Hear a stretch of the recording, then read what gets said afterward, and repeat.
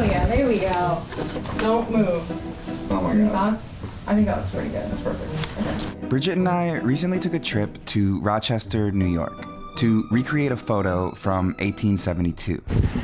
All right, turn just a little bit, that's it, just like that. Only your eyes, look here. Okay. It's very strange where she's looking. This is Mark Osterman. I was the process historian at the George Eastman Museum for 21 years. My specialty is understanding the technical evolution of photography from its inception all the way up to about 1900. He and his wife, France, have been teaching and practicing historic photo processes for over 30 years, using the original reference manuals from the 1800s, the same chemicals, and the same cameras. Starting now. The photo we're here to recreate is this one, of the widowed Mary Todd Lincoln with the ghost of her dead husband, U.S. President Abraham Lincoln. Ghost is going to look slightly toward me with the head down. That's it. The image is the most famous work of William Mumler, who claimed his camera could photograph the invisible spirits of dead loved ones, was driven to the edge of ruin in a sensational criminal trial, but got away with it, because no one could figure out exactly how Mumler did it. So we tried to. In the mid-1800s, technological breakthroughs like photography and the telegraph were seen as something sort of supernatural. For the first time, people could see true-to-life depictions of loved ones who weren't there with them, and receive messages from hundreds of miles away instantaneously. So it was this sense that technology was shrinking the distance between people. And so every time there was a new technology introduced during this moment in American history, it had spiritual repercussions. Peter Manso is a scholar of American religious history and author of several books, including one about how photography's rise in the mid-1800s coincided with a new religious movement gaining ground in the US and Europe: spiritualism. The principal belief of spiritualism was that contact with the dead was possible if you had the right means. That connection was made through a medium, a person who claimed they could communicate with the dead. From the beginning, many people suspected spiritualist mediums to be frauds. Still, the movement grew to include thousands, and by some accounts, millions of Americans in the late 19th century, including high-profile people like Mary Todd Lincoln, who turned to spiritualism to help process the death of her son Willie in 1862. During this period in American history, the need to reach the dead became more critical than ever. With the coming of the Civil War and with casualties on an order that Americans had never experienced before, this hunger to communicate with the spirit world really took off. So when an unknown amateur photographer in Boston began developing photos that apparently included apparitions of the dead, it attracted the attention of the spiritualists. William Mumler, an engraver by trade, had been tinkering with photography in a studio owned by his eventual wife, Hannah, a spiritualist medium and professional photographer.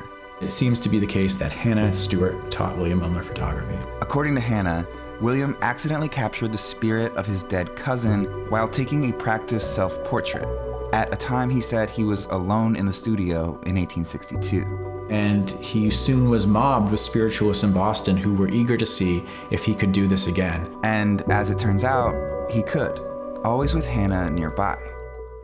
She was the experienced photographer here. Mumler became the public face, but she knew what she was doing. The Mumlers took photo after photo that miraculously revealed that a spirit of a lost loved one, or sometimes a total stranger, was in the room with the sitter.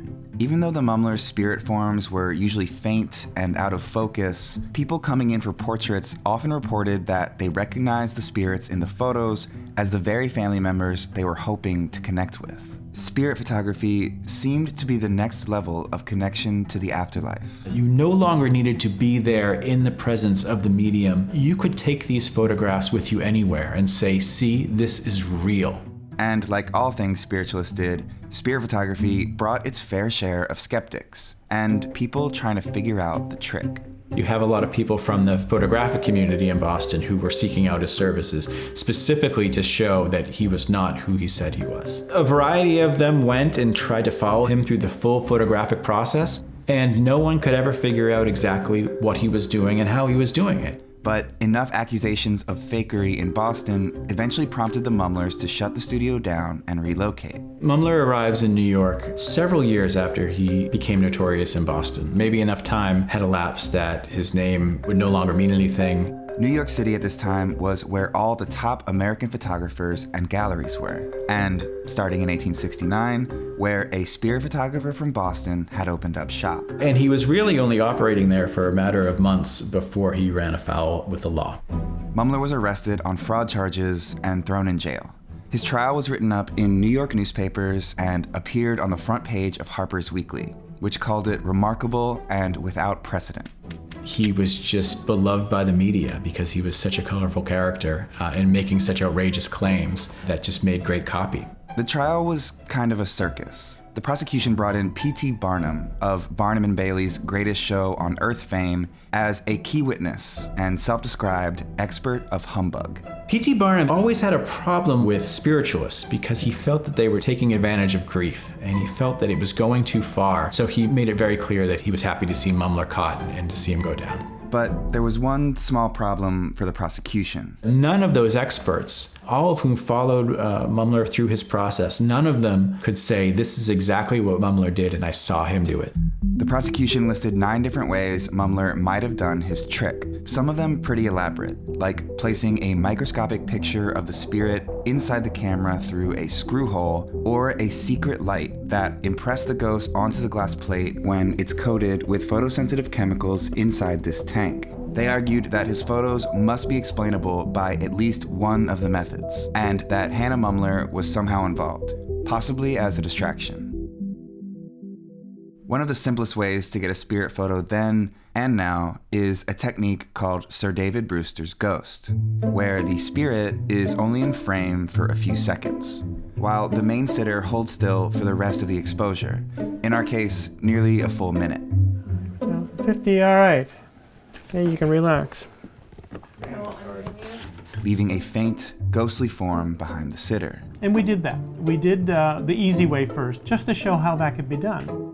But this can't be how Mumler did it in front of skeptical photographers watching his every move. If you're going to try to show this as real spirit photography in front of witnesses, you can't have somebody dress up as a ghost and walk in. Even though the prosecution demonstrated that spirit photos can be made through trick photography, they couldn't confidently identify Mumler's method, and therefore failed to prove beyond a reasonable doubt that his pictures were not of spiritual origin, and Mumler was acquitted.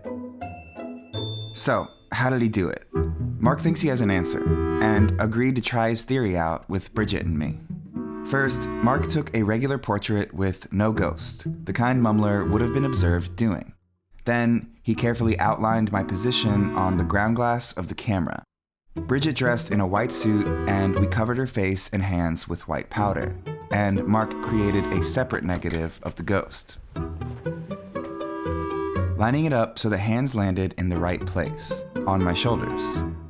And you can see that parts of it have been scraped away so that when I put them together, they're exactly in the place I want them to be. But it's the next step that's the most crucial to this potential method. Because it's in the printing where he's making the magic happen. Mumler, like most portrait photographers at the time, printed his photos on albumen, specially treated paper that, when placed against the glass negative in this printing box and exposed to light, results in a positive print.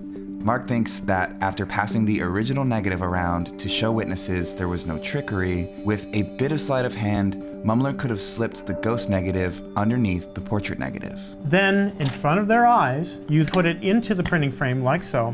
As long as I keep that against something dark, you don't see the secondary ghost negative. Because white will photograph as dark on the negative, which will then be white on the final print. When Mumler opens it up to show the final positive print, the ghost is there. With this potential method, the Mumlers could have had a collection of already made spirit negatives, and could line up the sitter with a ghost that matched the general appearance of their lost loved one.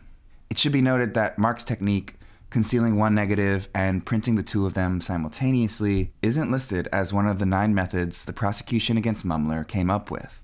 though the prosecution was probably right in saying that the Mumlers used several different methods, going with whichever process was least capable of detection. That 1869 Harper's Weekly story about Mumler's trial predicted that now that he'd gotten away with it, he was probably going to keep taking spirit photographs, pointing out that he has been prosecuted and thus extensively advertised. And they were right. In fact, the Mumlers made what is arguably their most celebrated work after the trial, from 1869 onward, including this one of Mary Todd Lincoln in 1872, and this one of prominent abolitionist William Lloyd Garrison in 1874. Mumler even ran regular ads in the spiritualist newspaper Banner of Light for a mail-in service in which a client could send a photo of themselves to the Mumlers and receive a photo of the photo plus the presence of a spirit.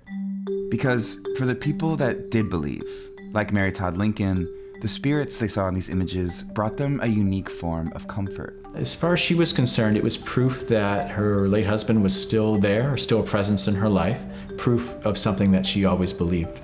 Mumler insisted for the rest of his life that his photos were authentic and proved the existence of an afterlife. In the opening line of his memoir, published in 5 parts in Banner of Light in 1875, he wrote that his spirit photographs contributed evidences of a future existence. And, though persecuted, he was satisfied at having been a humble instrument in the hands of the invisible host that surrounds us.